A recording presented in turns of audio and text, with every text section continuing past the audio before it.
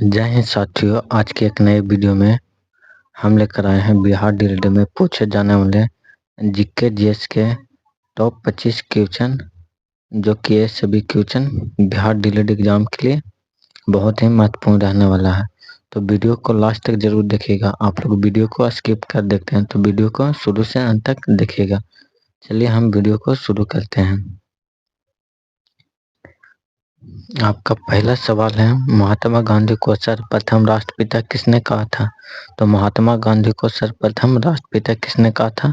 तो सुभाष चंद्र बोस ने। ऑप्शन है इसका सही जवाब हो जाएगा, सुभाष चंद्र बोस ने महात्मा गांधी को सर्वप्रथम राष्ट्रपिता कहा था। तो ऑप्शन है इसका सही जवाब हो जाएगा, सुभाष चंद्र बोस। आपका अगला प्रश्न है, निम्नलिखित में से कौन अदिश राशि है? तो पूछा कि निम्नलिखित में से कौन अदिश राशि है? तो अदिश राशि कौन है? तो घनत्व। इसका सही जवाब हो जाएगा ऑप्शन डी, घनत्व, जो कि अदिश राशि है।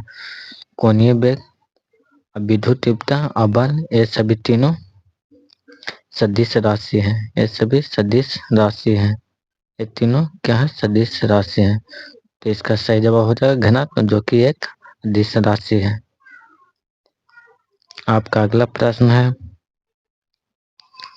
संसद के किस सदन को उच्च सदन कहा जाता है? तो संसद के किस सदन को उच्च सदन कहा जाता है? तो आप सभी को मालूम होगा फ्रेंड कि संसद के किस सदन को उच्च सदन कहा जाता है? तो राज्यसभा को उच्च सदन कहा जाता है और लोकसभा को निम्न सदन कहा जाता है। संसद का निम्न सदन कहा जाता है लोकसभा को, और राज्यसभा को उच्च सदन कहा जाता है। तो इसका सही जवाब हो जाएगा ऑप्शन बी, इसका सही जवाब हो जाएगा। आपका अगला प्रश्न है,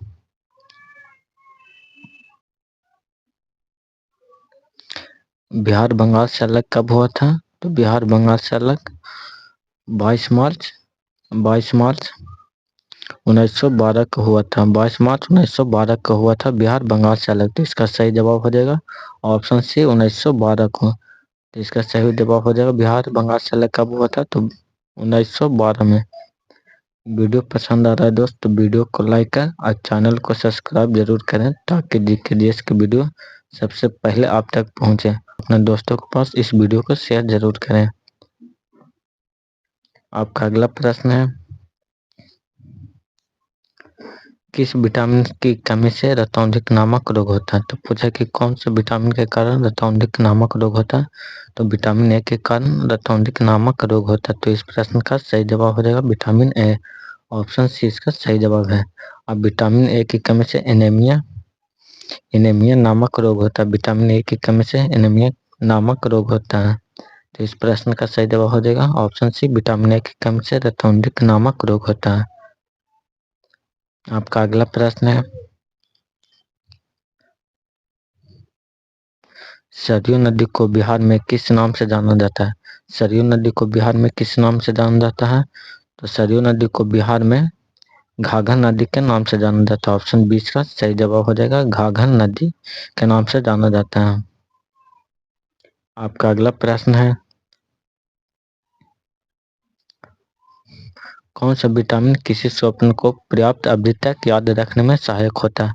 तो पूछ रहा है कि फ्रेंड कि हम किसी भी सपना को पर्याप्त कितने दिन तक याद रखते हैं, वो किस विटामिन के कारण होता है? तो आप सभी को मालूम होगा कि विटामिन B6 के कारण होता है, जो हम सपनों को पर्याप्त अवधि तक यानी अधिक दिन तक याद रखते हैं। तो ऑप्शन बी का सही जवाब हो जाएगा, विटामिन B6 के कारण सपनों को हम अधिक दिन तक याद रखते हैं। आपका अगला प्रश्न है,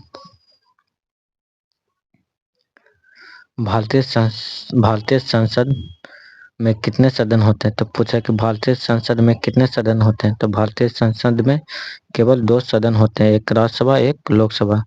एक राज्यसभा एक लोकसभा, राज्यसभा एक लोकसभा होता है। तो इस प्रश्न का सही जवाब हो जाएगा ऑप्शन बी, 2। आपका अगला प्रश्न है, भारत का सबसे बड़ा बंदरगाह कौन सा है? पूछा कि भारत का सबसे बड़ा बंदरगाह कौन सा है? तो मुंबई बंदरगाह, जो कि भारत का सबसे बड़ा बंदरगाह। तो ऑप्शन है इसका सही जवाब हो जाएगा मुंबई। आपका अगला प्रश्न है, एक गिलास पानी पीने वाले में कितनी क्लोरीन होते हैं, यानी एक गिलास पानी में कितने क्लोरीन होती है। तो 0 क्लोरीन होती है। ऑप्शन है इसका सही जवाब हो जाएगा, 0 क्लोरीन होती है एक गिलास पानी में। आपका अगला प्रश्न है, बिहार के किस जिले में साक्षरता दर सबसे अधिक है। तो पूछा कि बिहार के किस जिले में साक्षरता दर सबसे अधिक है। तो आप सभी को मालूम होगा फ्रेंड कि जो कि बिहार के रोहतास जिले में सबसे अधिक साक्षरता दर है, जहां 73% साक्षरता दर है। तो ऑप्शन सी इसका सही जवाब हो जाएगा, रोहतास। अब पूर्णिमा में सबसे कम साक्षरता दर है, बिहार का सबसे कम साक्षरता वाला जिला कौन सा, तो पूर्णिमा, जहाँ है 53 साक्षरता दर है। नवादा में ककोलत जलप्रपात है, नवादा में ही ककोलत जलप्रपात है नवादा में। आपका अगला प्रश्न है, हाइड्रोजन बम किस सिद्धांत पर कार्य करता है। पूछा कि हाइड्रोजन बम किस सिद्धांत पर कार्य करता है। तो हाइड्रोजन बम अनियंत्रित संलयन अभिक्रिया पर कार्य करता है। ऑप्शन सी इसका सही जवाब हो जाएगा, अनियंत्रित संलयन अभिक्रिया पर। तो इस प्रश्न का सही जवाब हो जाएगा ऑप्शन सी। आपका अगला प्रश्न है,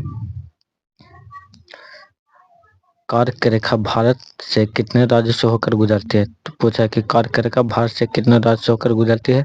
तो आप सभी को मालूम होगा कि फ्रेंड जो कर्क रेखा भारत से टोटल 8 राज्यों से होकर गुजरती है। तो ऑप्शन बी इसका सही जवाब हो जाएगा। इसका ट्रिक है मित्र पर गमछा झाड़, मित्र पर गमछा झाड़। इसमें नाम लिखना 8 का नहीं हटेगा, तो इसलिए हम नाम बता दें। मी से मिजोरम, टी से त्रिपुरा, पा से पश्चिम बंगाल, राज से राजस्थान, गा से गुजरात, मा से मध्य प्रदेश, छ से छत्तीसगढ़, झा से झारखंड और रा से राजस्थान। आप लोग का मालूम होगा टोटल 8 राज्य जो कि कर्क रेखा से होकर गुजरते हैं। आपका अगला प्रश्न है, भारत में किसे बैंकों का बैंक कहा जाता है। तो भारत में किसे बैंकों का बैंक कहा जाता है। आप लोग को मालूम होगा कि भारत में बैंकों का बैंक भारतीय रिजर्व बैंक को कहा जाता है। तो ऑप्शन है इसका ये सही जवाब हो जाएगा। और भारतीय रिजर्व बैंक की स्थापना 1935 में हुआ था। कब हुआ था भारतीय रिजर्व बैंक की स्थापना, 1935 में। आपका अगला प्रश्न है,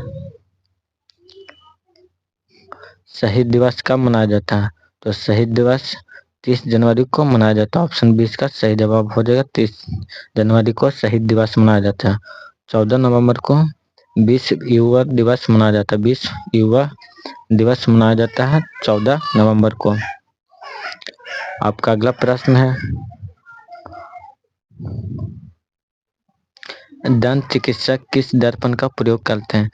जो दांत के डॉक्टर होते हैं वो किस दर्पण का उपयोग करते हैं। तो उत्तल दर्पण का उपयोग करते हैं। ऑप्शन 20 का सही जवाब हो जाएगा, उत्तल दर्पण का उपयोग दांत के रोग में देखने वाले। आपका अगला प्रश्न है, विटामिन B1 का रासायनिक नाम क्या है। पूछा कि विटामिन B1 का